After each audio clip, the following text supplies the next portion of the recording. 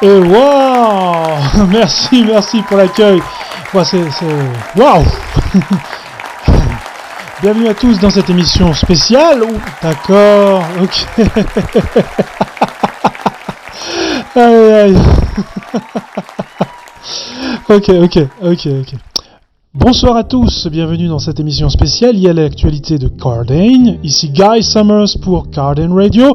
Ce soir, j'accueille ma collègue Melissa Broyles et mes invités Jake Lowe et Mason Dawes. Bien sûr, nous serons rejoints en fin d'émission par la doctoresse Perrin Chase et le docteur Dylan Melville afin de parler d'économie et investissement immobilier. Mais tout de suite... Oui, d'accord. Alors Melissa, nous avons vécu des semaines emplies de rebondissements. Qu'en pensez-vous ? Le moins que nous puissions dire, Guy. Entre la brume, qui heureusement nous a quittés, les incidents violents se multipliant dans les rues de la ville, et maintenant l'affaire Horton, la vie à Cardane devient une vraie série hollywoodienne. Pourtant, le chef de la police nous avait promis le retour au calme, rapide. Aurait-il oublié quelque chose ? Ah oui, bien sûr, ce bon vieux Joe Horton et les affaires dans lesquelles il s'est empêtré. Empêtré, c'est peu dire.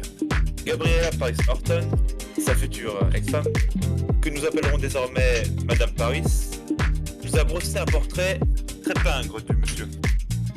Les invités sont en forme ce soir, il va y avoir de l'action. Restez avec nous pour plus d'informations croustillantes sur l'actualité de Cardane. Eh bien, commençons par les incidents violents, voulez-vous, messieurs ? Je crois que Mason, vous souhaitez prendre la parole, non ? Oui. On nous a promis le retour au calme et c'est ce qui se passe. Depuis environ 56 heures, il n'y a pas eu d'incident violent ou d'accident surprenant. Et je suis désolé de le dire, Jack, mais le chef de la police a tenu parole. Je sais que vous n'appréciez pas le maire From Pride, mais vous devez admettre qu'il sait s'entourer. Eh bien, je dois avouer qu'en 25 ans de service dans la presse, je n'ai jamais vu de maire obtenir de tels résultats, et aussi vite, au sein de Cardane, Mason.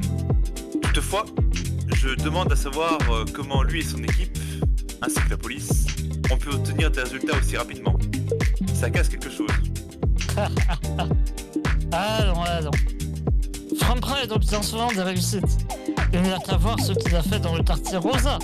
Ce quartier est à la pointe de l'écologie et des techniques automatiques. Et bien sûr, il attire désormais autant de touristes que le quartier cœur. Je ne sais pas. Faudrait peut-être simplement demander à Joe Horton. Peut-être qu'il en pense quelque chose. On ne vous mettra pas d'accord sur les incidents survenus en ville, mais quelles leçons tirez-vous, messieurs, du cambriolage survenu vendredi soir sur Milton Avenue, dans le quartier Fringe ? Bien. En tant que pompier professionnel à la retraite, je n'ai que peu de choses à dire. Les secours ont été très efficaces au vu de la gravité de l'accident. Mais tout est allé si vite que seul demeure désormais pour les victimes de l'accident la confusion et malheureusement l'insécurité. Et vous, Jack ? Un accident. Un accident ? Vous n'allez pas quand même se gober cela. C'est tout de même humble que les témoins parlent d'échauffourées entre passagers de différents véhicules, alors que d'autres, ça serait un règlement de compte. Vous ne trouvez pas ça bizarre ? Au moins, on n'a plus cette maudite brume pour alourdir notre humeur. Et on est dans le sud après tout, alors la brume, elle dégage. Très juste, Melissa. La brume nous a enfin quittés. Et permettez-moi également de faire transition avec l'affaire Horton, qui n'a pas entendu l'affaire immobilière qui a déchaîné les passions, la politique, et nous a aussi permis de goûter à des débats de qualité. Alors que tout semblait en bonne voie pour Horton, voilà que Maître Alberti aura présenté plus d'un document devant des juridictions diverses hier matin et le soir même. L'un des hommes les plus puissants de Cardane est devenu l'un des parias les plus connus de l'État. C'est sûr que les révélations sur ses alliés politiques ou décantations froid dans le dos. Moi, je comprends parfaitement Gabriella Paris. Marie comme lui, je l'aurais dégagé au plus vite. Oui, Horton nous a fait croire à un conte de fées. Ses réussites, il les doit à d'affreuses personnes. Pire encore, il a trompé l'Internal Revenue Service, ou IRS, et il ne doit pas de petits montants à l'État. C'est une chose de faire de l'optimisation fiscale, c'en est une autre quand on vole le trésor public. Il ne faut pas oublier qu'Horton est en affaire avec le célèbre chasseur Ridge de mer. Il doit avoir mal alors qu'il est, le Ridge. Toujours en fait du ridicule, il aura fini par se prendre le beat du siècle, passant tentative de meurtre avec préméditation. Cela aura été retenu par le procureur. Horton et Sammy ne plaisantaient pas. Le procureur encore moins.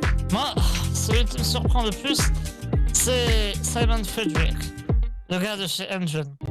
Apparemment, le gars d'Engine ne serait pas un truc B. Il a participé à la réunion d'affaires, mais on ne peut pas prouver que c'est sa voix qui est entendue sur l'enregistrement. Et lors de la conversation fatidique, même s'il y a eu une discussion vis-à-vis du meurtre lié à Maître Alberti. Cette Maître Alberti est une femme courageuse. N'imagine pas le sang-froid incroyable qu'il lui a fallu commencer plus de 15 procédures judiciaires le jour après avoir déposé une plainte concernant la conspiration visant à la tuer. Maître Alberti, si vous entendez, sachez que nous sommes impressionnés par le courage dont vous avez fait preuve pour protéger le bois des feuillus, dont j'ai ouï dire que l'artiste international Luc Bossa a choisi de faire une réserve privée. Tout à fait, Guy.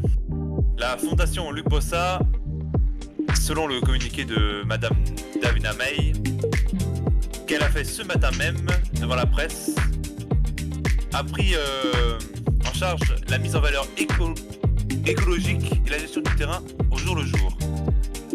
Les gens de la fondation espèrent développer le tourisme éco-responsable à Carden. Oh, vous savez, tenter un parking pour accéder au bois, moi je me plains pas. Je pense qu'à terme, un moyen de transport public devrait voir le jour pour relier la réserve à la ville, vu dans l'équatorial de Jack. Donc il ne devrait pas y avoir de problème de place de parc. Mason? Une propriété immobilière qui risque de surprendre, car achetée pour une bouchée de pain qui bénéficie déjà de l'aura de Luc Bossa, est-ce que cela va bénéficier à l'économie de la ville de Cardane? Pour en parler, nous accueillons s'il vous plaît Perrin Chase et Dylan Melville.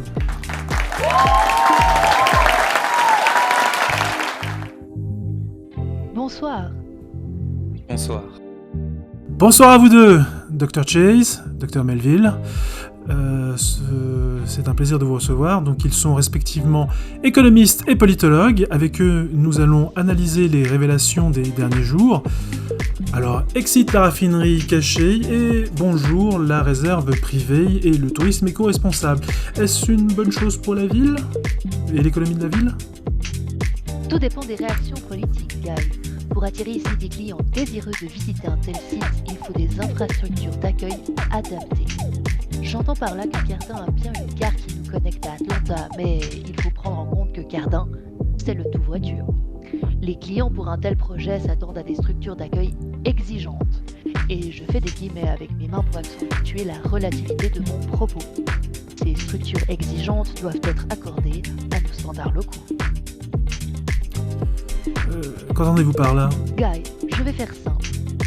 Si Cardin souhaite user de ces magnifiques joyaux naturels pour engendrer du tourisme éco-responsable, il va falloir revoir les investissements en matière d'aménagement du territoire, inviter les artisans et industriels de la ville à jouer le jeu et trouver des aides du gouvernement également.